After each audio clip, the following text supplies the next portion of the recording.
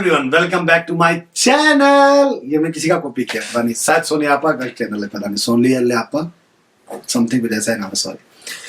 तो बात करते हैं, आज मैंने कहा था यूनिकॉर्न पे बात करेंगे। तो अभी मैंने लास्ट वीडियो में ना, जब मैं बोल रहा था, मुझे गलती से 1 का 3 हो गया था। तो पीछे से कुछ लोग, मेरी टीम वाले हंसते हुए बोले, नहीं सर 1 सिंग होता है, यूनिकॉर्न का 1 सिंग होता है। अभी मैं कंफर्म हूँ क्योंकि कुछ लोग सामने बैठ के देख रहे हैं मुझे। तो यूनिकॉर्न का 1 सिंग होता है और एक ऐसा जानवर जिसको किताबों में देखा गया है, रियली में किसी ने देखा। मुझे ये याद है, क्या हैरी पॉटर के 3rd पार्ट या 2nd पार्ट में ये था, वो पितृदेव संरक्षणम करते थे। तो वो एक आता था खून चूसने वाला, अज़्काबान का रक्षक मैं नाम भूल रहा हूँ। तो वो आते थे उसको जान बचाने के लिए, ठीक है। तो अभी स्टार्टअप्स का जान बचाने के लिए जो आता है उसको यूनिकॉर्न बोलते हैं, ठीक है। किससे जान बचाने आता है? तो स्टार्टअप की जान बचाने वो आता है इन्वेस्टर से। जब इन्वेस्टर कहता है वैल्यू बढ़ाओ और वैल्यू करना है। आपको पता है 90% स्टार्टअप्स, 90 क्या छोड़ो, 95 बोल दो तब भी शायद मुझे लग रहा है सही होगा, ठीक है, फेल हो जाते हैं इसी प्रेशर में कि उनको बस वैल्यू बनानी है। दूसरा, उनके फेल होने का बड़ा रीजन भी यही होता है कि उनका माइलस्टोन यूनिकॉर्न होता है, कभी प्रॉफिटेबल होना या सस्टेनेबल होना नहीं होता। तीसरा सबसे बड़ा इंपॉर्टेंट पार्ट है कि उन्हें यही नहीं पता इनका मार्केट में प्रोडक्ट फिट है या नहीं। और मुझे लगता है कि तीसरा पार्ट अपॉर्चुनिटी भी हो सकता है कि वो बार बार नए प्रोडक्ट ट्राई करते हैं कि ये कर लो, ये कर लो, ये कर लो। एक बेसिक से शुरुआत करें तो यूनिकॉर्न होना एक मिथ है, क्योंकि यहां सिर्फ और सिर्फ गेम एक वैल्यूएशन का चलता है। अगर आपको याद होगा, एक पहली कंपनी थी जो पहले आई मार्केट में, या किसी भी एग्जांपल लो तो कई, जब आज से 3 साल 4 साल पहले कंपनियों को यूनिकॉर्न होने में, रिलायंस को यूनिकॉर्न होने में शायद 40 साल लग गए थे। फिर कुछ स्टार्टअप्स आए जिनको यूनिकॉर्न होने में सिर्फ 18 से 20 महीने लगे, 24 महीने लगे। फिर कुछ कंपनियां भी आई थी, सबसे कम समय में यूनिकॉर्न हुई थी, 6 महीने में कंपनी हो गई थी यूनिकॉर्न, ठीक है। मैं जानबूझ के नाम नहीं लेता, मैं चाहता हूँ आप उस नाम को कमेंट करें और हमें बताएं, और हम रेंडमली चूज करेंगे बेस्ट कमेंट को, एंड देन हमारी तरफ से गिफ्ट कूपन्स मिलेंगे। तो जो यूनिकॉर्न बनने का बड़ा उसमें सबसे बड़ी बात, प्रॉब्लम पता क्या थी? हम अपनी वैल्यू को बस बढ़ा रहे थे, बट प्रॉफिट नहीं दिखा। जैसे स्टार्टअप ने मार्केट में अपॉर्चुनिटी देखी, एग्जांपल ले लीजिए जोमेटो ने, कि फूड डिलीवरी करके बहुत कुछ कर सकते हैं, ठीक है। लेकिन क्या वो सच में मार्केट में यूनिकॉर्न बनने का तो वो रिस्पॉन्सिबिलिटी के साथ काम कर पाई? एक ये बड़ा प्रॉब्लम था, क्योंकि हर कोई बस भाग रहा है। कस्टमर का पेमेंट आया, हमने इतना डिस्काउंट दिया, इतना इन्वेस्टर से फंड उठा, इस वैल्यूएशन पे फंड उठा, तो हमारी वैल्यू बन गई। पर क्या वो वैल्यू सस्टेन कर रही थी स्टार्टअप्स को? जवाब सिर्फ और सिर्फ ना है। जितने स्टार्टअप यूनिकॉर्न के पीछे भागे, उनकी वैल्यू के साथ वही हुआ है। और जिन स्टार्टअप्स ने यूनिकॉर्न के पीछे भागने की बजाय खुद को सस्टेनेबल बनाना चाहा, स्मॉल प्रॉफिट के साथ आगे बढ़ना चाहा, वो ज्यादा सक्सेस है।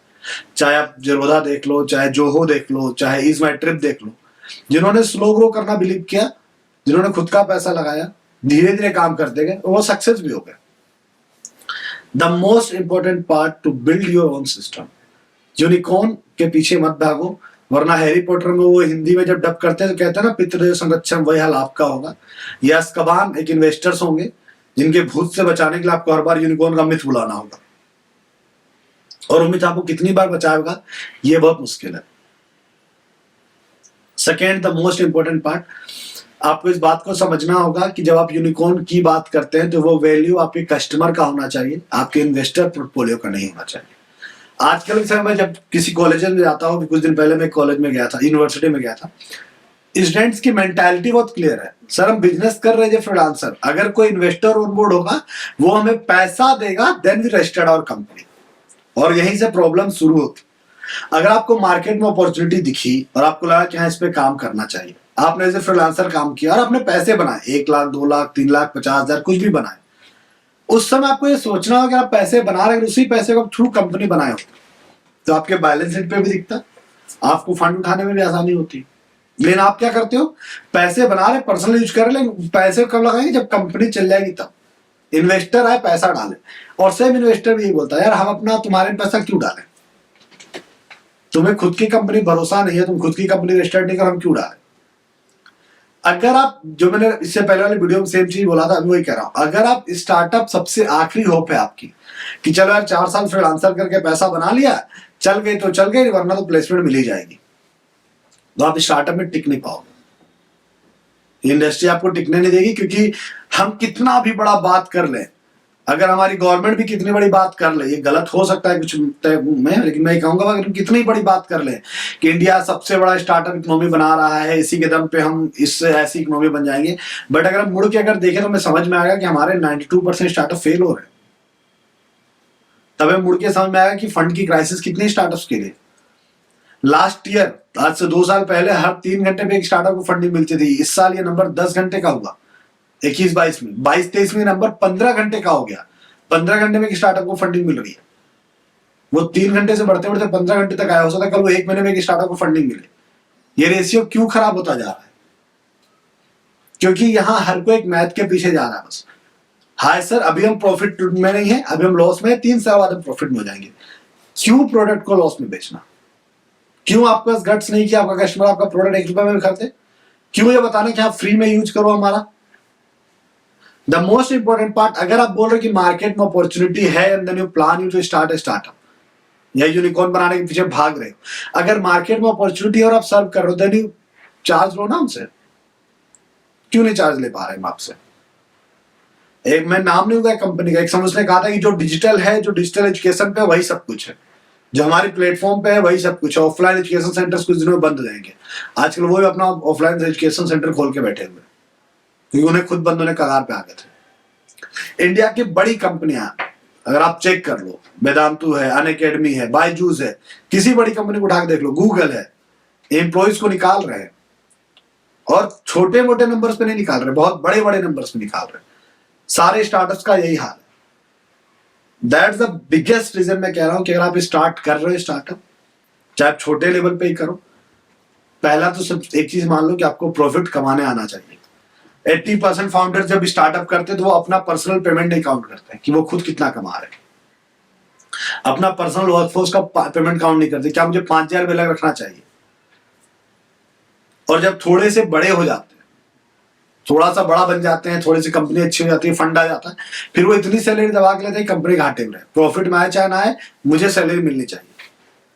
मैं नाम ले भी सकता हूं, दुनिया को भी पता है। पेटीएम के फाउंडर 4 करोड़ दे रहे हैं विजय शेखर। कई कंपनियां उसके फाउंडर 2-2 करोड़ 3-3 करोड़ सैलरी ले रहे हैं। स्टार्टअप घाटे में चल रहा है। सेम वहां कुणाल साहब जो 15,000 ही ले रहा है, उसका कह रहे हैं जब कंपनी सक्सेस हो जाएगी तब हम पैसा ज्यादा लेंगे।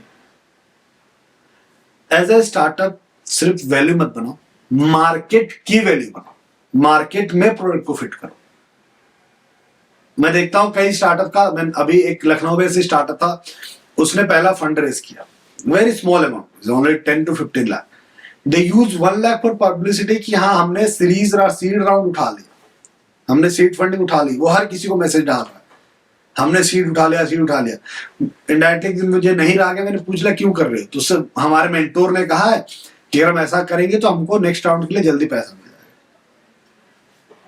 ये समझने वाली बात है कि आप सिर्फ मीडिया के दम पे आप क्या लगता है प्रोडक्ट चल पाएगा आपका? मैं दुनिया में ऐसी बहुत सारी कंपनी जानता हूं जिन्होंने मीडिया ही नहीं, बड़े बड़े हीरो से अपनी कंपनी गेट कराए और उसका तो डूब गए। बहुत सारे स्टार्टअप्स ने बहुत बड़े बड़े सेलिब्रिटी को हायर किया और एड कराया और वो डूब गए। आप इस बेस पे तय नहीं कर सकते कि अगर आपका कोई एड सेलिब्रिटी कर देगा तो आपको इन्वेस्टर हाँ बोल देगा। हाँ, आई एग्री कि फर्स्ट राउंड ऑफ कस्टमर बहुत जल्दी आ जाएगा, बट इंडियन कस्टमर बहुत चूजी होता है। वो एक बार आपका प्रोडक्ट चेक करेगा और थैंक यू बाय बाय। और कई बार तो आपका प्रोडक्ट भी नहीं चेक करेगा, अपने दोस्त से पूछेगा अच्छा तुमने ये प्रोडक्ट यूज किया? वो कहेगी हाँ मैंने किया, बहुत बेकार है, खत्म। डायलॉग खत्म, टाटा बाय बाय, सेम वही होगा। तो ये आपको समझना होगा as a industry, don't only focus on unicorn, focus on market, focus on productivity, focus your first investor। And startup industry आपका पहला इन्वेस्टर सिर्फ आपका कस्टमर होता है और कोई नहीं होता है।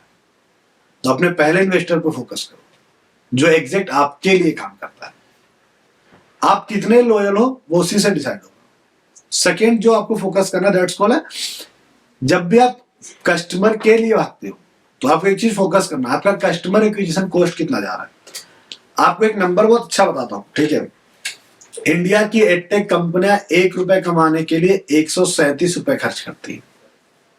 ये नंबर याद रखना है, 1 रुपए कमाने के लिए 137 रुपीज खर्च करती है, सिर्फ 1 रुपए कमाने के लिए।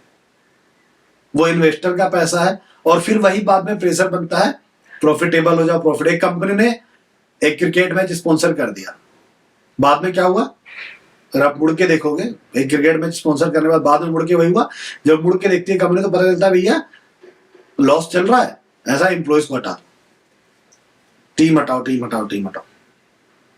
आपको स्पॉन्सर नहीं करना चाहिए था ना, टीम पे खर्च किया होता, मार्केट ही करते। तीसरा और सबसे important part, as we work on the unicorn, we work on the startup segment, यार अपना फंडिंग नीड नहीं है। फंडिंग नीड क्यों पड़ती है पता है? जब आप प्रोडक्ट मार्केट में लाने से पहले ये सोचते ना, हाँ कुछ स्टार्टअप की फंडिंग नीड हो सकती है जो रिसर्च बेस हो, जिनका प्रोडक्ट हो जिसको मार्केट में लॉन्च करना है, लेकिन वो भी क्या होगा, अपने से पैसा नहीं लेंगे, अपने घर वालों से नहीं लेंगे, बूटस्ट्रैप नहीं करेंगे, वो सीधा कहाँ चले जाते हैं, इन्वेस्टर के पास। लेकिन मैं हमेशा कह रहा हूं पहले बूटस्ट्रैप करो, खुद का पैसा लगाओ। जब खुद का पैसा लगा होता है ना, दर्द फील होता है इन्वेस्टर का। जब भी आप स्टार्टअप की बात करते हो and you think about funding, ठीक है, पहला तो एक चीज मान लो, अगर आपने प्रोडक्ट बनाया और आप यूनिकॉर्न बनने के सपने देखते हो, ये फिक्स योर माइलस्टोन कि हाँ मुझे यूनिकॉर्न होना है, ठीक है, तो आपको एक चीज समझनी होगी, पहले तो एक फेक स्टोरीज बनाने बंद करने हैं। आजकल लिंक्डइन पे हर फाउंडर लिखता है, then when I start my startup I have only 300 rupees in my wallet but I take my dream, मैं 100 करोड़ की कंपनी बनाऊंगा। क्यों चूतिया काट रहे यार, 300 रुपए में सच में स्टार्टअप किया था क्या? उस साल तो मैंने भी 13 रुपए से की थी, लेकिन स्टार्टअप करने के लिए मैंने लोगों से 10-10 रुपए जमा करके 1-2 लाख जमा कर लिए थे। ऐसे में ज्यादा जमा कर लिया था, मैं बताऊंगा वीडियो में क्या, ठीक है। आपको ये समझना होगा, ये 10 रुपए वाला गेम नहीं है। यहाँ पे 300 रुपए में स्टार्टअप नहीं होता है। अभी मैंने किसी का स्टेटस देखा था, किसी में नाम नहीं लूंगा, उसने कहा था कि I start my industry in 300 rupees, और उनकी कॉस्मेटिक इंडस्ट्री है। क्या कॉस्मेटिक इंडस्ट्री सर में 300 रुपए में शुरू हो जाए? और ऐसा हो जाएगा कि मेरे पास 500 है, मेरा भी करा दो। द मोस्ट इंपॉर्टेंट पार्ट, आपको 2-3 चीजें याद रखनी है। पहला, कस्टमर ही इन्वेस्टर होता है। दूसरा, focus on your product not investor.